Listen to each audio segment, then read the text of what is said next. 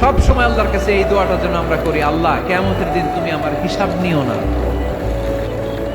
আল্লাহ তুমি আমার বিচার বসিও না, আল্লাহ তুমি দয়া করে আমারে মাফ করে দিও।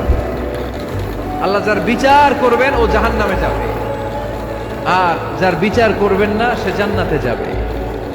আল্লাহ যদি বিচার করে আর পাই টু পাই হিসাব নেয়, নামাজ পড়লি না কেন, রোজা রাখলি না কেন, মিথ্যা বললি কেন, খাদ্যে ভেজাল দিলি কেন, মাছে ফরমালিন দিলি কেন, যৌতুক খাইলি কেন, ঘুষ খাইলি কেন, উল্টাপাল্টা করলি কেন, জিনা করলি কেন, একটার পর একটা প্রশ্ন বানে যদি সেই ভয়ঙ্কর দিনে আল্লাহ আমাদেরকে জর্জরিত করে, আমাদের কোনো উত্তর আছে?